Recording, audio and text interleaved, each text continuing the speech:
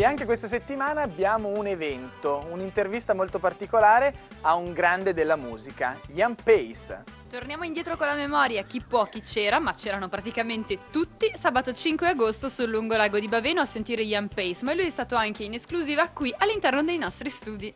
Proprio qui al Kantiere, su questo palco, ha tenuto una clinic aperta al pubblico e gratuita grazie al progetto Musica Media, ovvero il progetto di sale prove musicali che ci sono per tutta la provincia, finanziato dalla provincia del VCO, ma che nello specifico finanzia anche degli eventi. Dal Musica Media Soundcheck a questa clinic completamente gratuita per i partecipanti e anche una parte del concerto che poi c'è stato nella piazza di Baveno. Grande organizzazione, grandi sforzi, grandi tutti coloro che si sono dati da fare anche gratuitamente per rendere la giornata del 5 di agosto un evento particolare per la città di Verbania, per noi della Calidoscopio del Kantiere e per tutti i ragazzi che hanno partecipato, più di 200 qui alla clinic pomeridiana e in 20.000 alla Notte Bianca di Baveno. Complimenti ancora e vi aspettiamo alla prossima Notte Bianca del 4 di agosto, magari con altri ospiti e altre sorprese. Ma adesso consigli per gli artisti con IAN PAICE direttamente dai Deep Purple.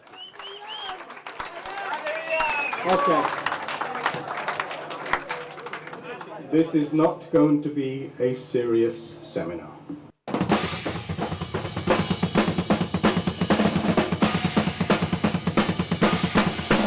The real secret is no secret.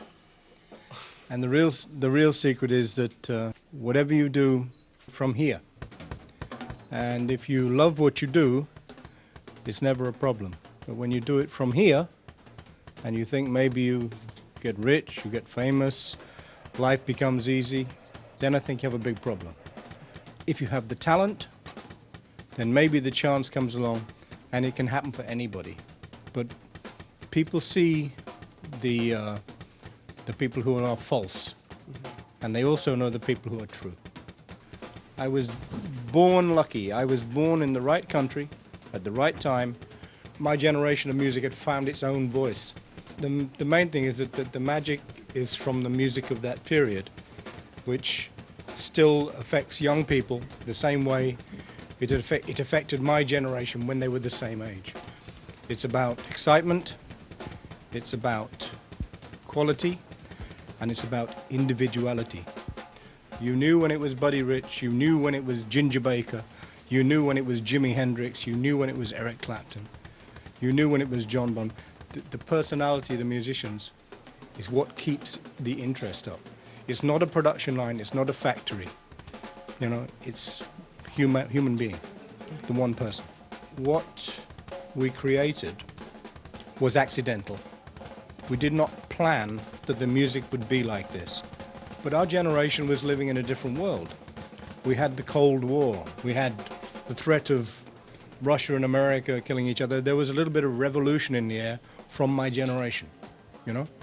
Whether that helped the music form, I don't know. But we didn't think about making hard rock music. That's just the way it happened. It came out as we played it. Now, a generation further on, they have a blueprint. They have the pattern. So everything becomes very much focused. You know, you get a metal band, grunge band. That's all they do. It's a very narrow thing, and some bands do it very, very well. They didn't have to create it. They took some of the pieces and they just focused Put up together. Yeah.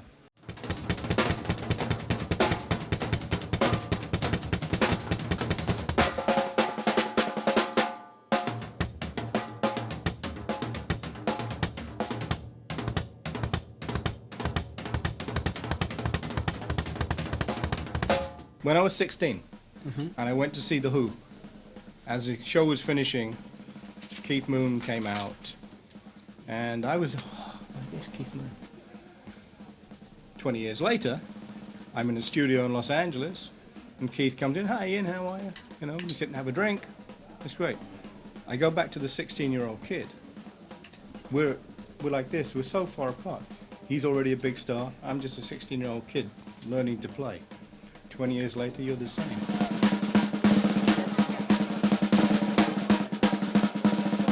I don't have to do these things for my business. I do these things for two reasons. The first one is that I need to keep playing, and when I don't work with Purple, it's very easy to lose that 4 or 5%, which is maybe the difference.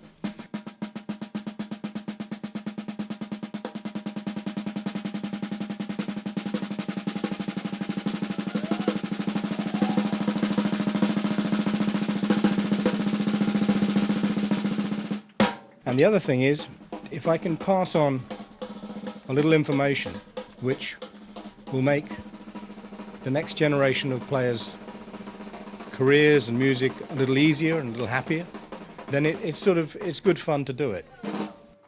And I know when I'm on the big stage, I look this big, you know. Yeah. People cannot see. They can hear it, they cannot see it.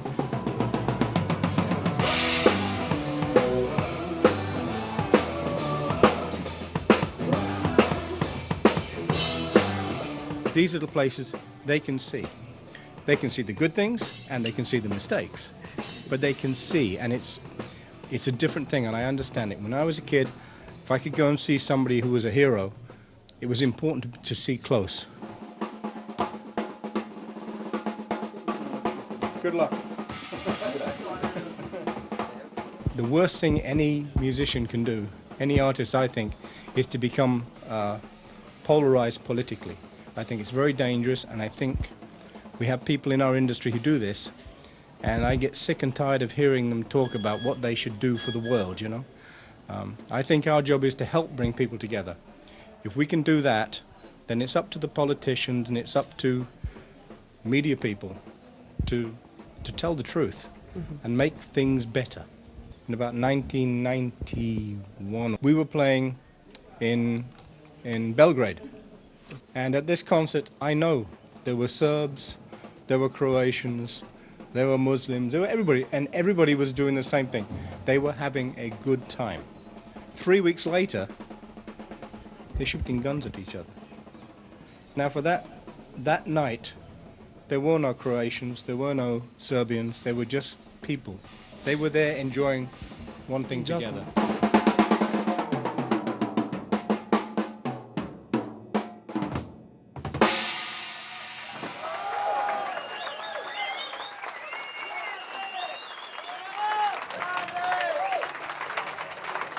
IAN PAICE on the drums, yeah!